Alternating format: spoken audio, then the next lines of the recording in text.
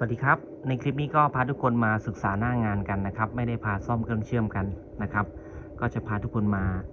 ตรวจสอบแล้วก็เรียนรู้หลักการในการในเรื่องของประตูอัตโนมัติกันนะครับเพราะว่าผมได้มีโอกาสติดตั้งประตูอัตโนมัตินะครับก็ตอนที่ติดตั้งนี่ไม่ได้ทำคลิปไว้นะครับด้วยความที่ตัวเองก็ไม่ชำนาญด้วยนะครับก็ต้องบอกว่าให้เพื่อนๆนะครับให้เพื่อนนี่มาทำการเชื่อมเจ้าพวกรางเฟืองพวกนี้ให้นะครับว่าในการติดตั้งนี่จะทำยังไงบ้างนะครับแล้วก็ตอนนี้ติดตั้งเสร็จไปแล้วแล้วก็สามารถใช้งานได้ตามปกตินะครับแต่ว่าในคลิปนี้เนี่ยก็จะมีในส่วนของเรื่องของการสั่งงานหรือเรื่องของระบบการทำงานของเจ้าตัวประตูรีโมทกันเจ้าตัวประตูอัตโนมัติกันนะครับก็ส่วนตัวนี้นะครับตัวนี้ก็จะเป็นยี่ห้อที่นิยมใช้นะครับนิยมใช้นะทั่วไปต้องยอมรับว่ามีหลายยี่ห้อนะครับแต่ว่าตัวนี้ผมก็ใช้ยี่ห้อนี้นะครับอันนี้เป็นส่วนตัวนะที่ติดนะครับพอติดแล้วนี่ตอนติดตอนแรกก็อยากจะทำคลิปอยู่แต่ด้วยความที่ทำไปทำมาถ่ายคลิปก็คงไม่ไหวนะครับตัวนี้ก็จะมี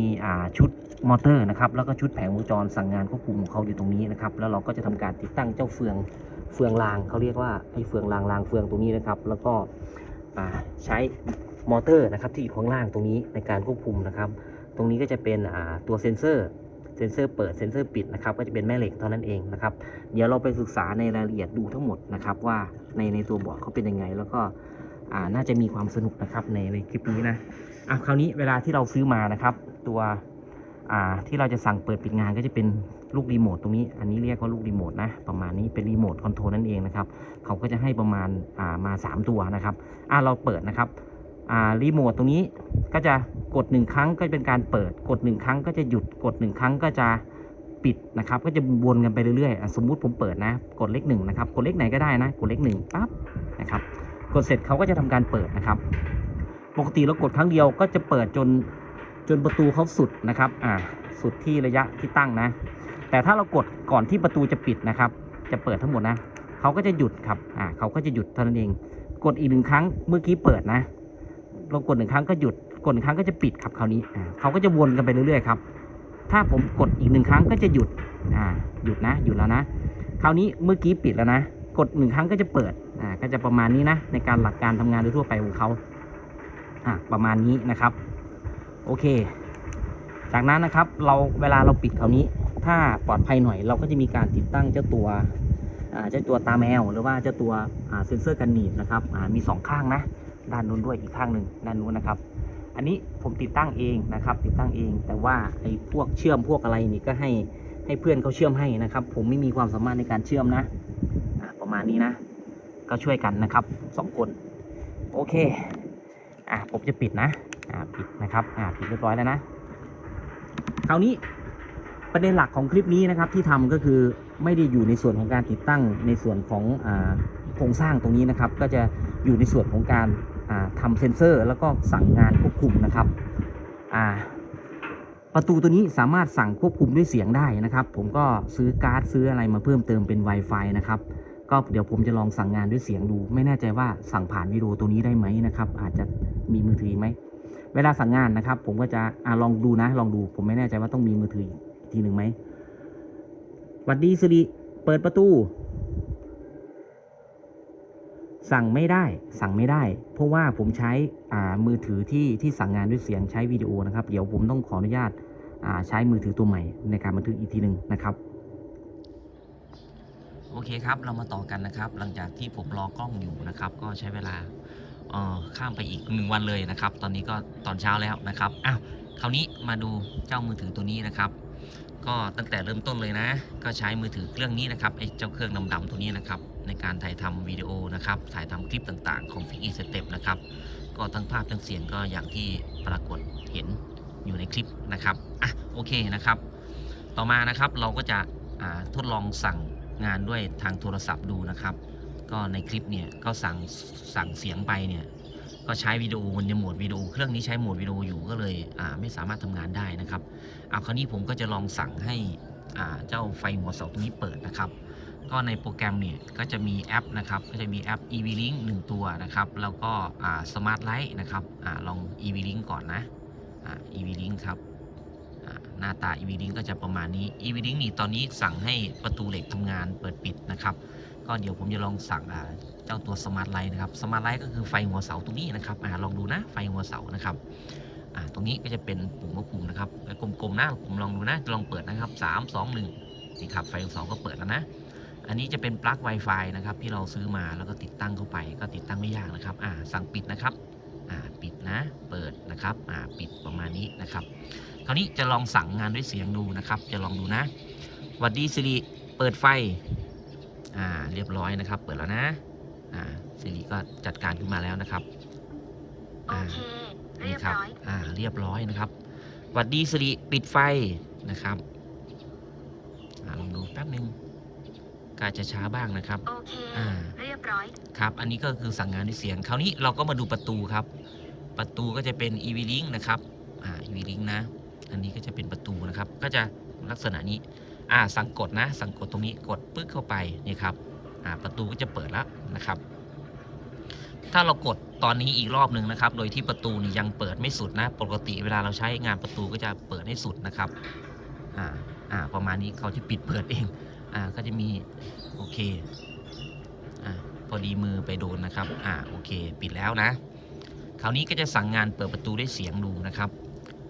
หวัดดีสิริเปิดประตูเรียบร้อยนะครับเปิดแล้วนะจะเปิดไหมสิริโอเคเรียบร้อยเปิดแล้วครับอันนี้เราใช้สิริสั่งงานด้วยเสียงนะครับลองดูนะครับเปิดจนสุดเลยไหมพอเปิดไปเสร็จก็จะมีเซ็นเซอร์นะครับเซ็นเซอร์อยู่ตรงนี้นะครับก็จะตรงที่เสาพอดีเราก็ตั้งเซ็นเซอร์ไว้นะครับลองดูก่อนนะอาจจะเสียเวลาหน่อยนะครับก็ระบบก็คงไม่มีอะไรวุ่นวายมากนะครับหยุดไหมถ้าไม่หยุดก็ทะลุแล้วครับคราวนี้ถ้าเซ็นเซอร์หลุดก็จะทะลุไปด้านหลังเลยนะครับโอเคเรียบร้อยนะครับแบบนี้เราก็สั่งได้เพราะว่าโทรศัพท์นี่ปิดไปหมดแล้วนะครับหวัดดีสิริปิดประตูสิริก็จะเปิดขึ้นมาครับโอเคเรียบร้อยได้ไหมโอเคนะครับบางครั้งก็ปิดได้บางครั้งก็ปิดไม่ได้อาจจะอยู่ที่เรื่องของสัญญาณอินเทอร์เน็ตนะครับก็ไม่มีอะไรที่100%เท่ากับไอตัวลูกรีโมทที่เรากดสั่งงานนะครับคราวนี้ถ้าเราเห็นตรงนู้นนะครับเสาไฟฟ้าไกลๆตรงนู้นนะครับแล้วก็มีป้ายมีรถกำลังวิ่งอยู่ตรงนี้นะครับตรงนู้นนะต่อไปเนี่ยผมก็จะเปลี่ยนแอปแล้วก็เปลี่ยนเซ็นเซอร์นะครับแล้วก็นู่นแหละถ้ารถวิ่งอยู่ตรงนู้นครับให้ประตูเปิดเองโดยที่เราไม่ต้องสั่งนะครับเดี๋ยวเราไปเรียนรู้หลักการทำงานกันอีกทีหนึ่งนะครับคราวนี้ตรงนี้ก็จะมีลูกเล่นนะครับในบางทีเนี่ยเราไม่อยากจะเปิดประตูให้กว้างนะครับเมื่อกี้ถ้าเราสั่งเปิดก็คือเขาจะเปิดทั้งบานเลยนะครับก็เราอยากเปิดแค่เล็กๆแค่เดินออกเนี่ยก็ในโปรแกรมนี้เราก็ตั้งได้นะครับ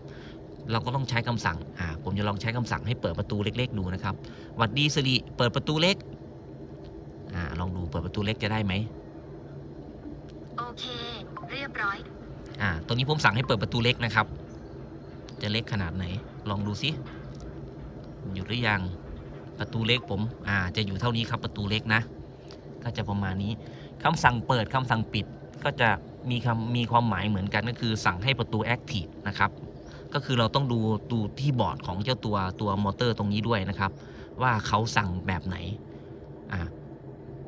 สมมุติว่าผมจะสั่งปิดประตูตรงนี้นะครับก็ใช้คำสั่งเปิดก็ได้ว่าจะเป็นความหมายเหมือนกันเพราะว่าตัวรีโมทจะกดวนไปเรื่อยๆนะครับแต่ว่าเราตั้งในโปรแกรมหรือเราตั้งให้เป็นความหมายที่มันสื่อความหมายแบบปกติเท่านั้นเองจะเปิดจะปิดนะครับผมจะลองสั่งเปิดประตูนะแต่มันจะปิดนะครับเพราะว่าระบบเขาจะวนไปเรื่อยๆนะครับหวัดดีสิริเปิดประตูผมสั่งเปิดนะผมสั่งเปิดประตูนะครับสั่งเปิดแล้วนะเขานี่ครับก็จะปิดเหมือนเดิมเพราะว่าคำสั่งนี่ก็คือเป็นการสั่งให้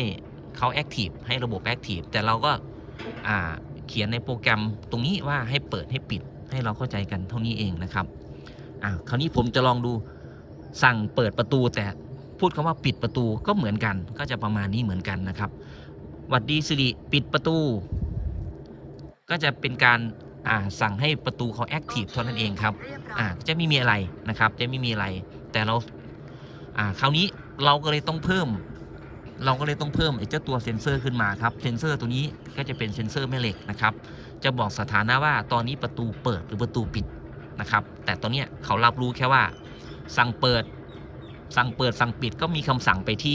ที่มอเตอร์ตัวนี้เท่านั้นเองนะครับมอเตอร์ก็จะมีทำหน้าที่หมุนครับสั่งครั้งแรกมอเตอร์จะหมุนเปิดสั่งครั้งที่2มอเตอร์จะหมุนปิดสั่งครั้งที่3มอเตอร์จะหมุนเปิดเขาจะวนไปวนมาตามนี้ครับอ่ะโอเคเรียบร้อยนะครับอ่ะรอบสุดท้ายนะหวัดดีสิริปิดประตูอันนี้สั่งแบบตามธรรมชาติเราแล้วนะครับ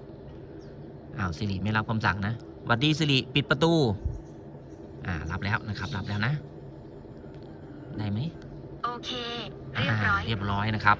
โอเคครับเดี๋ยวเราไปดูในส่วนของตัวแผงวงจรแล้วก็วิธีการติดตั้งกันในเบื้องต้นนะครับเป็นแค่เพียงเบื้องต้นนะไม่รู้จะได้ไหมนะครับ